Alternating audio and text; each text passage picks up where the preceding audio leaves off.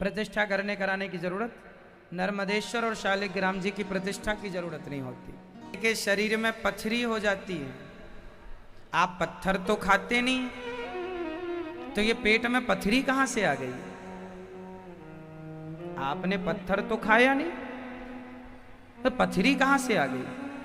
खाया हुआ ही थोड़ा थोड़ा कण एक जगह पर जमा हो रहा था, जमा होते होते वो बड़ी हो गई, दर्द करने लगी, पथरी घोषित हो गई। पथरी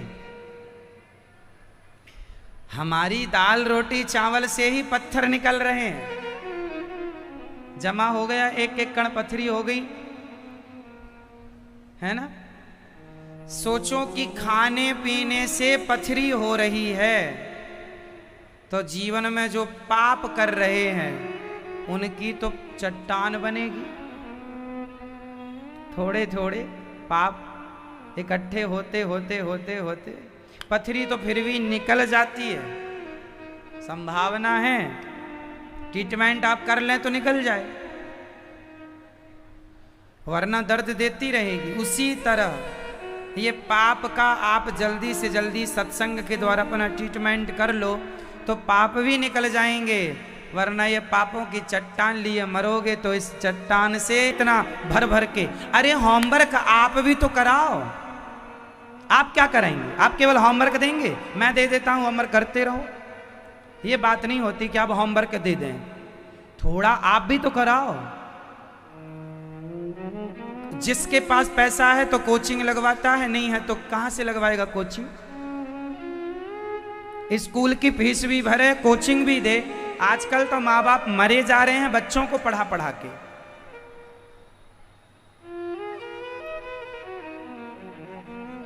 हाँ या ना?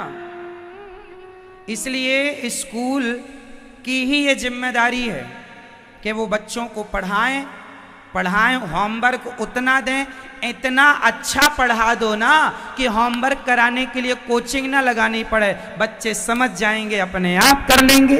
इतना क्यों नहीं पढ़ाते? क्यों इतना देते हो कि आपको होमवर्क के लिए कोचिंग लगानी पड़े?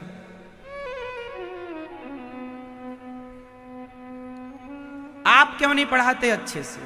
चलो ये तो रही स्कूल की बात, चलो छोड़ो इसको, अब मैं अपनी बात करता हूं। आप मेरे विद्यार्थी, माना कि फॉर एग्जाम्पल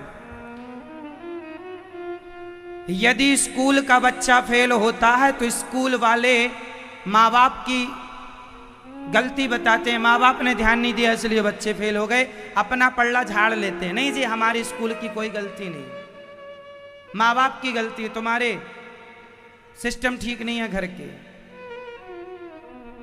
आप अपने बच्चे को स्कूल भेजते हैं, फिर भी वो आपकी गलती बताते हैं स्कूल वाले। लेकिन मैं आपसे कहता हूं, आपका बेटा आपने स्कूल भेजा 10 महीने तक, 2 महीने की छुट्टी मानो, 2 महीने की छुट्टी होती है, तो 10 महीने आपने स्कूल पढ़ाई के लिए भेजा। 10 महीने पढ़ने पर भी आपका बेटा फेल हो जाता है, संभावना है फेल होने की। लेकिन मैं आपको कहता हूं कि 7 दिन की कथा सुनवाओ अपने बच्चों को, और फिर बच्चे रास्ता भटक जाएं तो फिर जिम्मेदार मैं जिम्मेदारी लेता हूं। स्कूल वाले जिम्मेदारी नहीं लेंगे कि बच्चा फेल हो गया तो जिम्मेदारी मेरी, ना, वो अपनी जिम्मेदारी नहीं लेंगे, पर मैं जिम्मेदारी लूंगा। यदि आपके बच्चे 7 दिन 14 दिन निरंतर कथाएं सुनने लग जाएं, सत्संग करने लग जाएं, आपका बेटा, आपकी बेटी, आप खुद, आपके दादी, आपका दादा, कोई छोटा सा बड़ा तक कोई भी कथा सुने, गारंटी मैं लेता हूं कि आप यदि कथा सुनने वाले हैं और रास्ता भटक गए तो फिर जिम्मेदार आप नहीं, मेरी गलती होगी कि मैंने अच्छा सुनाया नहीं, समझाया नहीं, मैंने अच्छे संस्कार नहीं दिए, इसलिए आप भटक गए।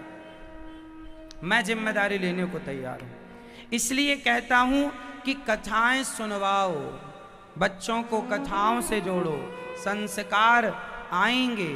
कथाओं की जरूरत है आज के युवाओं को, संस्कारों की जरूरत है आज के युवाओं को। कितने बच्चे हैं जो मांस छोड़ चुके कथा सुन के, शराब छोड़ चुके, डिप्रेशन से बाहर आ गए, गलत रास्ते से बाहर आ गए, अच्छे हो गए, सुधार आ रहा है उनमें जो सुन रहे हैं, समझ रहे हैं। अब जो सुने ना समझे ना, उनकी गारंटी नहीं। कुल मिलाकर बच्चों को संस्कार देने की अति आवश्यकता है, जरूरत है। आज यहाँ पोथी पाठ के यजमान भी सब बैठे हैं, आप सबका भी बहुत बहुत स्वागत। और आपने अपने कल्याणार्थ पूर्वजों के लिए जो भागवत जी का आयोजन कराया है, निश्चित ही भागवत सबका कल्याण करती हैं। देखो जी, आप तो यहाँ 2000 लोग ही यहाँ बैठे हैं कथा सुनने के लिए। यहाँ तो 1000-2000 हैं, पर टीवी के द्वारा लाखों लोग कथा सुनते हैं और लाखों लोग सुधर रहे हैं, बदल रहे हैं, जागरूक भारतीय बन रहे हैं, समझदार हो रहे हैं, अपने धर्म का ज्ञान बढ़ता चला जा रहा है। आप भी बढ़ाइए अपना नॉलेज, अपना ज्ञान बढ़ाते रहिए। जो व्यक्ति जितना नॉलेज रखता है वो उतना सफल होता है। जिसके पास जितना नॉलेज है, जितना ज्ञान है, उतना सक्सेस है। ज्ञान की कमी है ना आज लोगों के अंदर, वो बढ़ाना है अपना ज्ञान। हमारे देश में ज्ञान की कमी नहीं है। चलो, कल हमने ध्रुव जी की कथा सुनी और ध्रुव जी ने छोटी सी उम्र में भगवान को पाया और अंत में उनके भाई को मार दिया यक्षों ने, उन्होंने मारा। और मनु जी ने ज्ञान दिया, कुबेर जी ने संतुष्ट होकर भक्ति का वरदान दिया। मृत्यु के सिर पर पांव रखकर ध्रुव जी भगवत धाम को चले गए। मृत्यु को जीतने की ताकत कहीं है तो साइंस के पास मृत्यु को जीतने की ताकत नहीं है।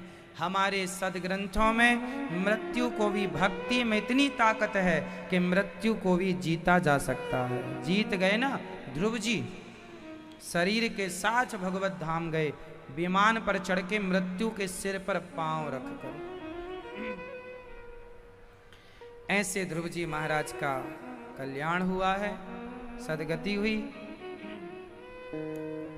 ठीक है बेटा, इसमें थोड़ा ठीक करो, हविंग ज्यादा है, क्लियरिटी लाओ। यहां सुन लो आके। तो श्री ध्रुव जी महाराज के बाद मनु जी के 2 पुत्र थे। उत्तानपाद की कथा आपने सुनी। उत्तानपाद की बाद है प्रियव्रत। इनका विवाह विश्वकर्मा की पुत्री वरहिष्मति से हुआ। इन्हीं के वंश में आगे चल के भगवान ऋषभ देव जी हुए। 100 बच्चे हुए उनके। बताइए, माँ बाप का बच्चों के लिए क्या कर्तव्य होता है? माँ बाप का अपने बच्चों के लिए क्या फर्ज होता है, क्या कर्तव्य होता है? आप में से कितने माँ बाप ऐसे हैं जो पिता होने का, माँ होने का फर्ज निभाते हैं? एक बात याद रखो, केवल बेटे ही अपने बेटे होने का फर्ज निभाएं ऐसा नहीं है। माँ बाप को भी माँ बाप होने का फर्ज निभाना चाहिए। मैं बेटा हूं, केवल मैं निभाऊं, मेरे माँ बाप ना निभाएं अपना कर्तव्य, अपना फर्ज, तो भी गलत हो जाएगा। मैं भी निभाऊं, पुत्र भी निभाए और माँ बाप भी। चलो, आज मैं पुत्र का कर्तव्य तो कई बार मैंने बताया, माँ बाप की सेवा करो, आज्ञा का पालन करो, ये पुत्र का कर्तव्य है अपने माँ बाप के लिए। आज आप सभी माँ बाप से मेरा सवाल है, आप सबका क्या कर्तव्य है अपने बच्चों के लिए? बताइए। पैदा कर देना, पढ़ा लिखा देना, बिजनेस व्यापार में लगा देना, क्या ये कर्तव्य है? ये आपका कर्तव्य नहीं है। ये तो बच्चे का अपना भाग्य है। वो तो अपना पढ़ेगा, पढ़ लिख के माँ बाप पढ़ाएंगे लिखाएंगे, वो तो पढ़ानी ठीक रहेगा, पढ़ाओ, वो अपना आगे बढ़े, वो ये आपका कर्तव्य नहीं है। आपका कर्तव्य एक्चुअली आज हो क्या गया है, माँ बाप को लगता है बच्चों के पाँव में खड़ा कर दिया, पैसे कौड़ी दे दिए, कमाने लगा, हो गया बेटा, सेटल हो गया, कर्तव्य पूरे हो। ये कर्तव्य नहीं है। आप असली कर्तव्य अपने माँ बाप का जानते ही नहीं। चाणक्य जी कहते हैं, चाणक्य नीति में एक श्लोक लिखा है, माता शत्रु पिता वैरी, माता शत्रु पिता वैरी, ये न बालो न पाठिता, न शोभते सभा मध्य, हंस मध्य बको यथा। वह माता पिता अपने बच्चों के सबसे बड़े दुश्मन हैं। वह माता पिता अपने बच्चों के सबसे बड़े दुश्मन हैं। जो माता पिता अपने बच्चों को सही संस्कार नहीं देते। आपने पैसा तो दिया है, बेटा सफल भी है, पैसा भी कमा रहा है, सेल्फ डिपेंड हो गया है, क्या संस्कार दिए हैं आपने? पैसे वाले पैसा पाके शराब पी रहे हैं, महिलाओं को नचा रहे हैं अपने घर में बुला बुला के। पैसा तो है, संस्कार होते तो आज घर में मुजरा ना हो रहा होता, सुरा और सुंदरी की ओर ना भाग रहे होते। इसलिए माँ बाप का परम धर्म है कि बच्चों से कहें कि बेटा अभी तक हम वृंदावन जाते थे, महीने में एक बार, 6 महीने में एक बार, साल में एक बार, हिस्से में तुम्हारे ये वाली प्रॉपर्टी तुम्हारे हिस्से में आई है, ये वाला खिड़ों के साथ कैसा व्यवहार होना चाहिए? पितृवत, पिता की तरह। अपने से बड़ों के साथ कैसा व्यवहार हो? पुरुष है तो पिता और स्त्री है तो माता। कोई भी महिला बड़ी बुजुर्ग है, उसे हम वैसे ही बात करें जैसे अपनी माँ से करते हैं। बड़ा बुजुर्ग पुरुष है, उसे वैसे ही बात करें जैसे पिता से करते हैं। बड़ों के संग हमारी बात कैसी हो, ये संस्कार है, शिष्टाचार। 6ठी क्लास में हमने पढ़े हैं, 6वीं क्लास में पढ़ाया गया था। ये बात भागवत जी में भी लिखी है, प्रहलाद जी के प्रसंग में अभी आएगी। बड़ों के साथ पितृवत व्यवहार करो। बराबर के लोगों के संग कैसा व्यवहार करें? मित्रवत, मित्र की तरह, मित्र की तरह। मित्र कैसा? सुदामा और कृष्ण मित्र। और छोटों के संग कैसा व्यवहार करें? पुत्रवत, पुत्र बच्चों की तरह। छोटा है बेटे की तरह। ये नहीं कि हम बड़े हैं और छोटे ने गलती की 2-4 थप्पड़ मार दिया, हम बड़े हैं, अजी हम बड़े हैं, ये छोटा मार दिया। इसका नाम बड़ा नहीं है कि आप किसी को मारते रहें। इसका नाम बड़ा नहीं है कि आप छोटों को गालियां देते रहें। बड़ा इसको कहते हैं जिसके अंदर बड़प्पन हो, समझदारी हो, संस्कार हो। जो कहे मैं बड़ा हूं तुम छोटे हो, जो कहे मैं बड़ा हूं तुम छोटे हो, एक्चुअली वो बहुत छोटा है जो अपने को बड़ा कहे। बड़े बड़ाई ना करें, बड़े ना बोलें बोल, हीरा मुख से ना कहे लाख टका मेरा मोल। बड़े लोग वो नहीं होते जो अपनी तारीफ खुद करते हैं। बड़े तो वो होते हैं जिनके आचरण व्यवहार संस्कार इतने अच्छे हों कि दुनिया तारीफ करे, वाह कितने भले आदमी हैं, कितने अच्छे आदमी। आपन मुक्ते आपन करनी, अपनी बड़ाई खुद कर रहा, ऐसा इसके जैसा अधम कोई नहीं। तो आप ऐसा ना काम करो कि आपको अपनी तारीफ करनी पड़े।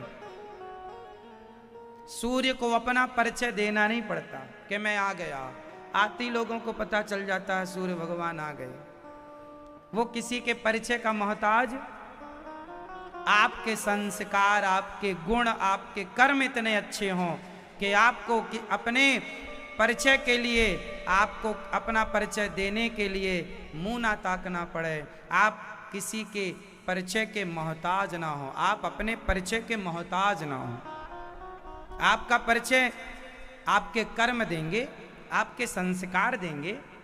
आप खुद बोलें कि जी मैं ऐसा, मैं ऐसा, अच्छा नहीं होता। ये संस्कार, जीवन में संस्कारी होना चाहिए जो कि लोग नहीं की तरफ बढ़ रहे हैं। माँ बाप भी जो मना रहा है वो कर रहे हैं, करा रहे हैं। बस बच्चे पैदा हो जाए महाराज, भले वो हिटलर जैसे ही हो पर हो जाए, नहीं लोग क्या कहेंगे कि बच्चा भी नहीं है। लादेन जैसे ही हो जाए पर ओसामा ही हो जाए पर हो जाए।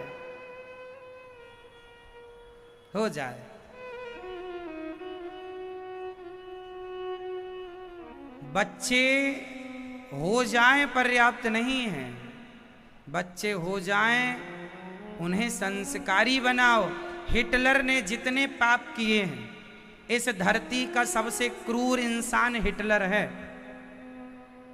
अब तो नहीं है, पर जब था, आज तक के इतिहास में हिटलर से निर्मम हत्या करने वाला निर्दयी लाखों लोगों को उसने मारा है, लाखों लोगों की हत्या खुद की है उसने, हिटलर।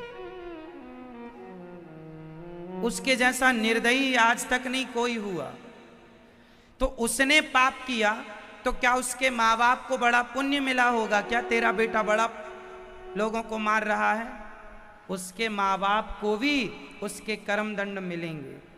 इसलिए आपके बच्चों के द्वारा किया गया पाप और पुण्य उसके हिस्सेदार माँ बाप भी होते हैं।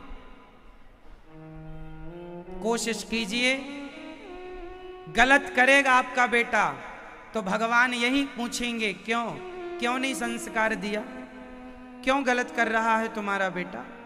बच्चा अच्छा करे तो अच्छे का श्रेय भी माँ बाप को मिलता है, और बुरा करे, भाई आपका बेटा बहुत अच्छा करे तो लोग आपको भी तो कहते हैं वाह धन्य है आप माता पिता जिसका ऐसा बेटा है। बेटा अच्छा करे तो श्रेय माँ बाप को भी मिलता है, हाँ या ना? और बुरा करेगा तो भी श्रेय। अरे कैसे माँ बाप, नालायक बेटे के माँ बाप संस्कार ही नहीं दिए। तो अच्छा भी माँ बाप को, बुरा भी माँ बाप को, जोड़ा है ना व्यक्ति एक दूसरे से। इसलिए कोशिश कीजिए अच्छा हो। और ये सब कैसे होगा? संस्कार। बड़ों के साथ कैसा व्यवहार, छोटों के साथ कैसा व्यवहार, बराबर के साथ कैसा, माँ के साथ कैसा, पुत्र के साथ कैसा। तो माँ बाप की जिम्मेदारी है कि आप अपने बच्चों को कथा से जोड़ें, संस्कारों से जोड़ें, उन्हें शिक्षित करें। शिक्षा मतलब स्कूली शिक्षा नहीं, संस्कार की शिक्षा को भी शिक्षित कहते हैं, ठीक है? संस्कारहीन पढ़ भी जाए, पढ़ लिख भी जाए तो वो अनपढ़ बराबर ही है, संस्कार तो है नहीं।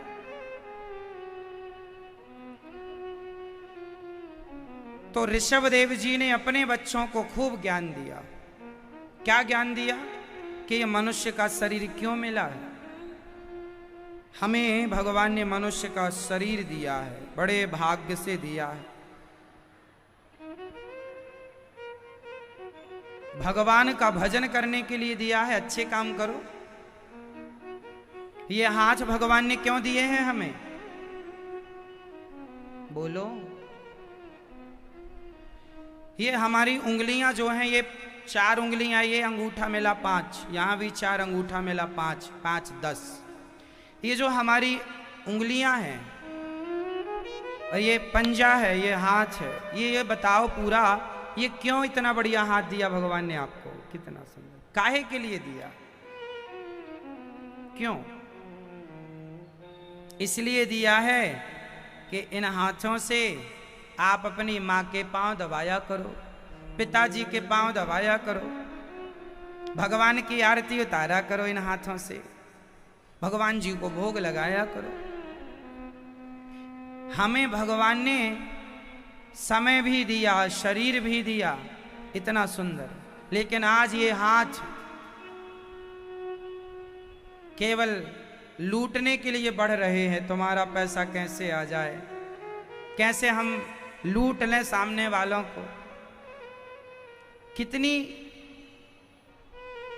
कितना लोग लूटने के चक्कर में हैं। आजकल तो मैसेज मोबाइल में फोन आता है, हम बैंक से बोल रहे हैं, वो आपका ओवर हो गया है, आपका पैन कार्ड, आधार, वो एटीएम का नंबर बताइए। बैंक से बोल रहे हैं, आपने बताया तो वो आपके पैसे उड़ जाते हैं, ले जाते हैं वो लोग। एक पूरा सिस्टम लगा रखा है हम लोगों ने, हाँ या ना? ओटीपी आपने बताया, तुरंत पैसा आपके खाते से फ्रॉड के तहत ट्रांसफर हो जाता है उन लोगों के खाते पर, पुलिस भी पता नहीं लगा पाती। इस प्रकार का घोटाला, इस प्रकार का क्राइम, लोग कितना तरीका निकाल रहे हैं लूटने का, ठगने का। यदि वो अपना दिमाग दूसरों को लूटने और ठगने में लगा रहे हैं, यही दिमाग वो सही ढंग से अपने आप को विकसित करने में लगाएं, तो उनके पास इतना दिमाग है वो ना जाने अपने अच्छे काम से कहां पहुंच जाएं। वो अपने आप को आगे ले जाने में अपना दिमाग नहीं लगा रहे हैं, लोगों को ठगने में, लूटने में, परेशान करने में।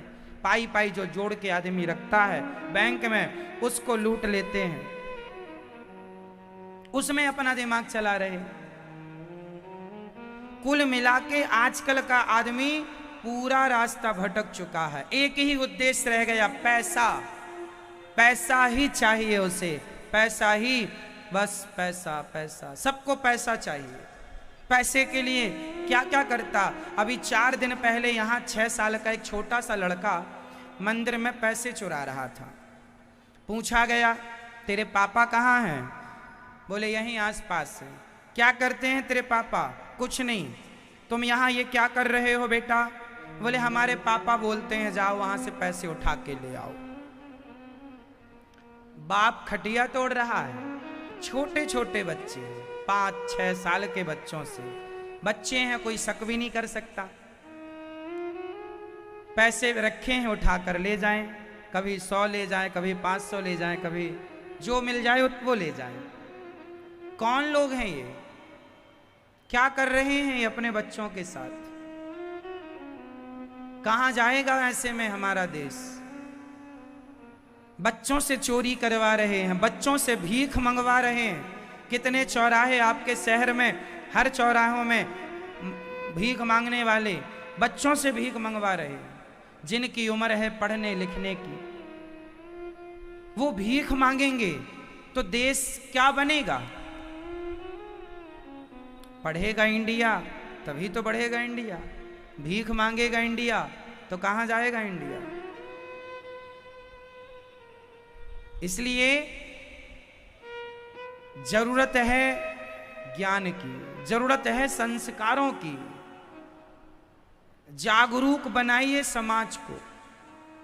ये जो भीख मांगने वाले लोग होते हैं, हर शहरों में होते हैं। ऐसा कोई शहर नहीं है भारत का जहां हर चौराहे में ये भीख मांगने वाले ना हो। बच्चे नहीं मान रहे हैं, वो उनका धंधा है, तो इस धंधे को रोकना चाहिए। अब जात बच्चा तड़पने लगा, भरत जी ने दयावश उसे बचाए और बचाकर अपने घर ले आए, कुटिया जंगल में। उसे आग के पास बिठाकर गर्मी दी, खिलाया पिलाया, उसे अच्छा लगा। वो मृग के बच्चे को भरत जी ने पाल लिया।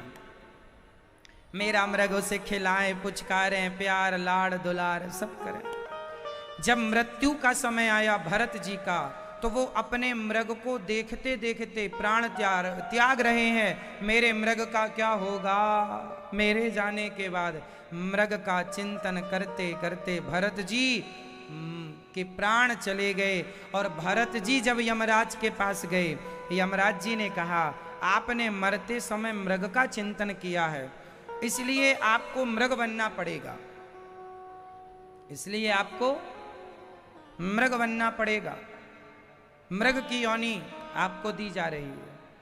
अंते यामति सागति, इसलिए सावधान हो जाइए आप सब लोग। जिसकी जैसी मति होगी उसकी वैसी गति होगी। इसलिए हम कहा करते हैं, जिम्मेदारी बाहर जाता ही नहीं था, पूरे समय बर्तन लगाते रहो। यहाँ टपक रहा पानी तो यहाँ बाल्टी रख दी, वहाँ टपक रहा है वहाँ। घर के सारे बर्तन बरसात में वहाँ बिजी हो जाते थे कि यहाँ टपक रहा है, यहाँ टपक रहा। सोने की जगह नहीं बचती थी बारिश में। घर कच्चे होते थे पहले, लेकिन रिश्ते बहुत पक्के होते थे।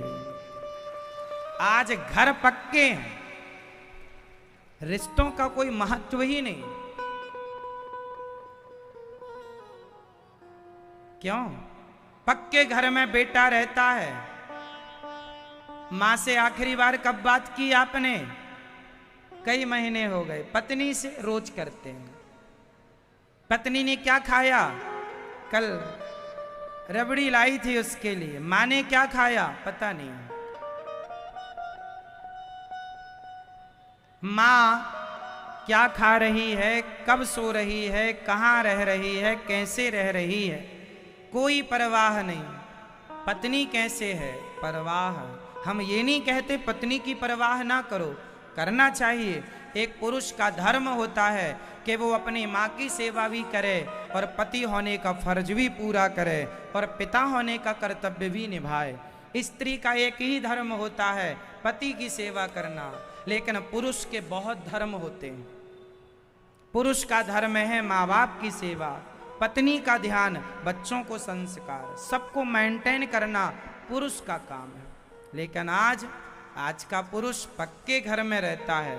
रिश्ते माँ मर जाए तो देखने नहीं आता, माँ मर जाए तो देखने नहीं आता। अभी हमारे यहाँ गौरी गोपाल आश्रम में एक माँ चली गई भगवान के घर, बूढ़ी थी, वृद्ध थी, बेटा देखने नहीं आया। फोन लगाया था हम लोगों ने कि आओ आपकी माँ भगवान के घर चली गई, पधार गई हैं, आ जाओ मिल लो, आखिरी दर्शन कर लो। मना कर दिया, नहीं आ सकते, बिजी। माँ मर गई तो बेटा नहीं आया। घर पक्के हैं, नौकरी पक्की है, कच्चे हैं तो केवल रिश्ते। और पहले के घर कच्चे थे, सब कच्चा, रिश्ते बड़े पक्के थे।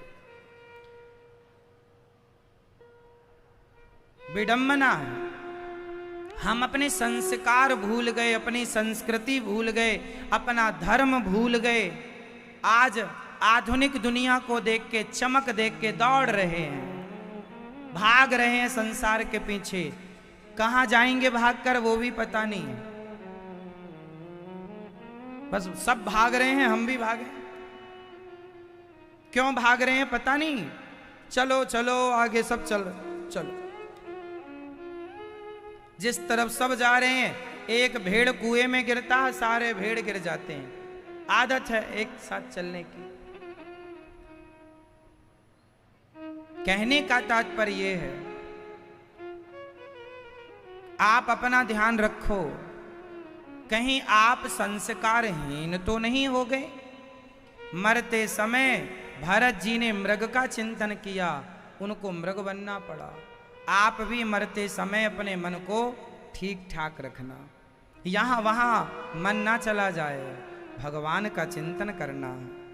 नायम देहो देह भाजाम नृलोके कष्टान कामान न रहते बिड़भुजाम ये तपो दिव्यम पुत्र का ये न सत्वम सुध्यस्मात् ब्रह्म सौख्यम त्वनंतम।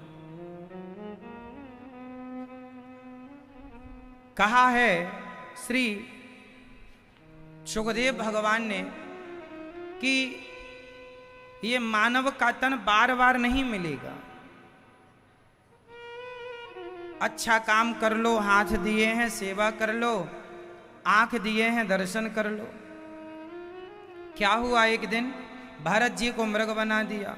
भरत जी ने मृग का शरीर छोड़ा, तीसरे जन्म में मनुष्य बने और मनुष्य बनकर उन्होंने अब चुप रहे। ज्यादा बोलना भी उलझन है, चुप रहे। भाई भौजाइयों ने भरत जी को घर से निकाल दिया। ये भरत जी कौन है? हमारे देश का नाम भारत कब से पड़ा है? 3 भरत से देश का नाम पड़ा भारत। शकुंतला नंदन भरत। मैया, ओ पंचायती मैया, कर लो थोड़ी सी पंचायत। सुनो, हमारे देश का नाम भारत कब पड़ा? पहले भरत शकुंतला नंदन भरत, दूसरे भरत दशरथ जी के पुत्र भरत, राम जी के भाई, तीसरे भरत ये जड़ भरत। इन तीनों के नाम से देश का नाम पड़ा भारत। पहले हमारे देश का नाम था आर्यवर्त, अजनाभ खंड, जम्बू द्वीप। फिर नाम पड़ा हिंदुस्तान, फिर नाम पड़ा, अंग्रेजों ने नाम दिया इंडिया। तो हमारे देश के इतने सारे नाम हैं। तो हमारा भारत जो है सर्वश्रेष्ठ है। हमारे देश में कोई कहे जी अमेरिका जापान तो बड़े सफल देश हैं, अन्य देश, मैं बहुत सारे देशों की बात करूं, भारत छोड़कर दुनिया में जितने देश हैं, आप कहते हैं वो लोग तो पूजा नहीं करते, पाठ नहीं करते, एकादशी नहीं करते, फिर भी वो सक्सेस हैं, सुखी हैं। और हम भारत के लोग जितनी पूजा पाठ करते हैं, जितने धार्मिक हैं, उतने परेशान हैं। लगता है हम लोगों का धार्मिक होना ही गलत है, ऐसा लोगों के मन में प्रश्न खड़ा होता है। अच्छा ये बताओ, अमीरी दो प्रकार की होती है, मैं दोनों प्रकार की बोल रहा हूं, आप फिर निर्णय करिएगा, ठीक है? सुनिएगा मेरी बात ध्यान से। वृद्ध हो चुकी हैं अब तो, लेकिन जरा सा कलंक नहीं है जीवन में। ऐसी स्त्रियां दुनिया में कहीं पाई जाएं तो मुझे दिखा दो भैया, मैं भी देख लूंगा। जो कहते हो अमेरिका में ये है, वहां ये है, वहां ये है, हमारे भारत में पतिव्रता नारियां पाई जाती हैं कहीं? वो तुम बात करते हो अमेरिका, जापान, लंदन, पेरिस, वो फलाना ढिमका की, ना जी, हमारा देश ही महान था, महान है और महान रहेगा।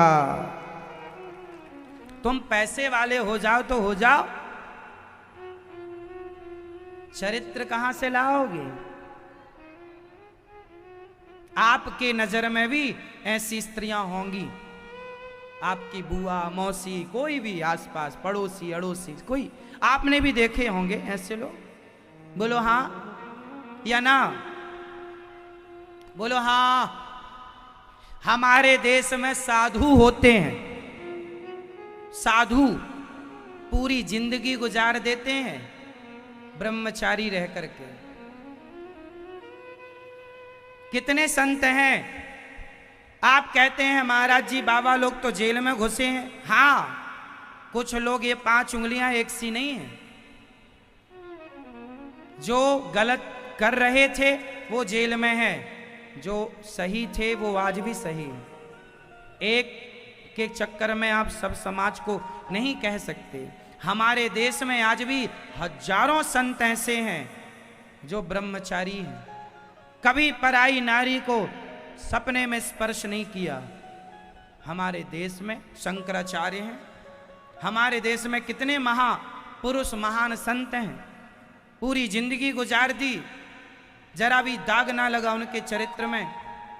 साधु संत भगवान के भरोसे, भगवान के लिए रोते हैं, भगवान की कथा सुनते और सुनाते हैं, भगवान के बल पर जीते हैं, भगवान के लिए मरते हैं।